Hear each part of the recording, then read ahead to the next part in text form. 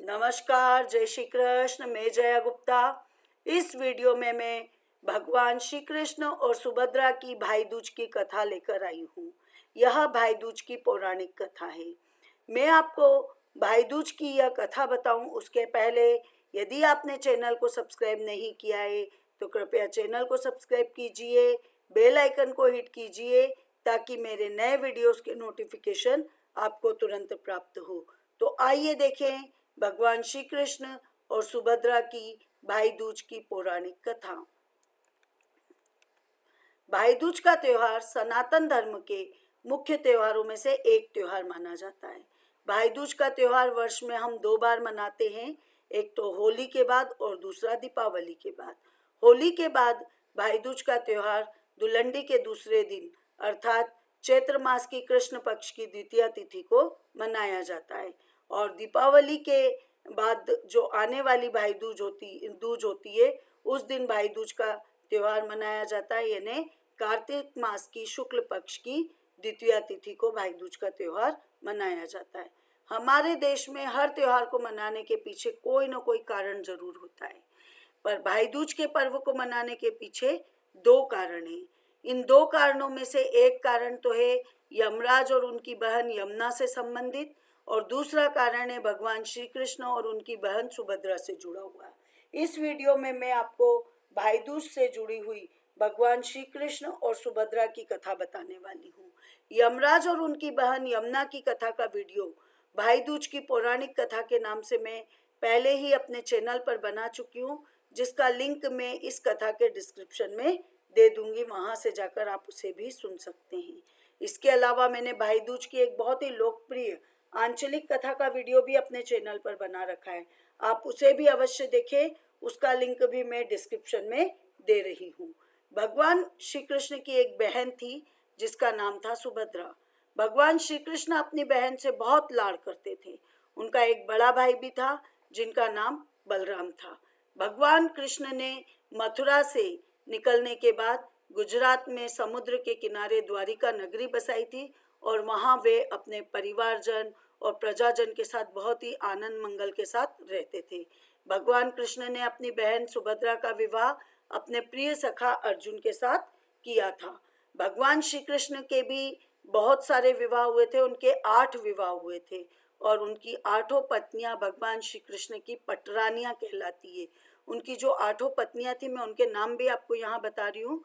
रुक्मणी, जामवंती, सत्यभामा, कालिंदी, मित्रविंदा, सत्या, भद्रा और लक्ष्मणा, ये 8 भगवान श्री कृष्ण की पटरानियां कहलाती हैं। एक दिन देवराज इंद्र भगवान श्री कृष्ण के पास आए और कहा कि हे कृष्ण, प्राग ज्योतिषपुर के दैत्यराज नरकासुर के अत्याचार की वजह से देवतागण और पृथ्वीवासी ताही ताही कर रहे हैं और क्रूर नरकासुर ने देवताओं को हराकर वरुण का छत्र, अदिति के कुंडल, देवताओं की मणि, ऐसी खास खास हर देवता की चीज छीन लिए और नरकासुर ने पृथ्वी के कई राजाओं को हराकर उन राजाओं की और आम लोगों की 16,000 बहुत सुंदर सुंदर विवाह योग्य कन्याओं का हरण कर लिया है और उन सबको बंदी गृह में डाल दिया है।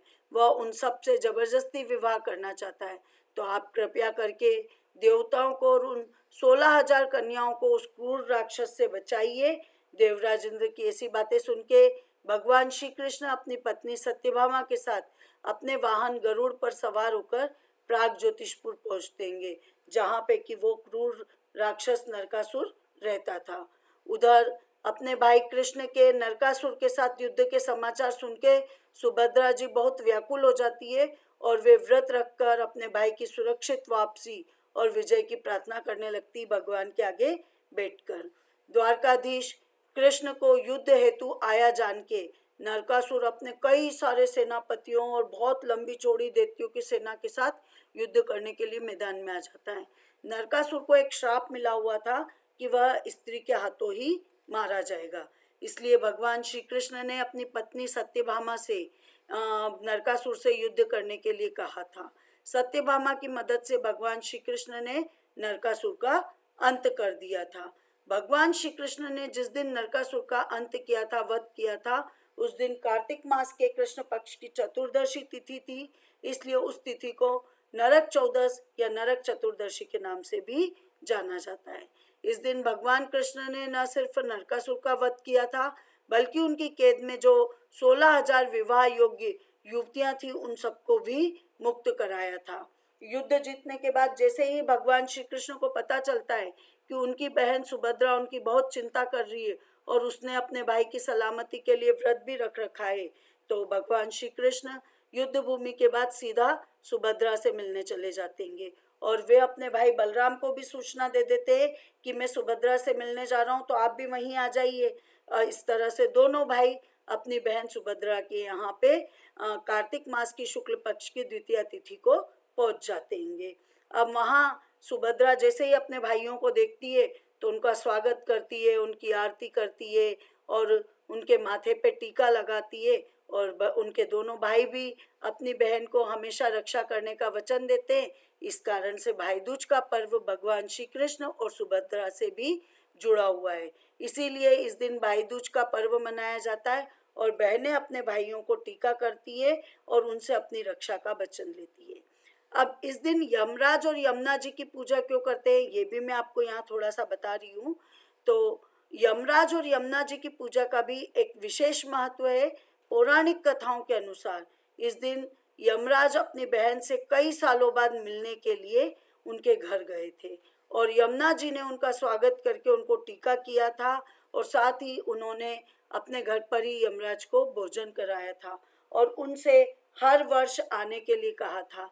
इस कारण से भी भाई दूज के पर्व को माना जाता है और मुख्य रूप से यमुना जी और यमराज जी की पूजा की जाती है।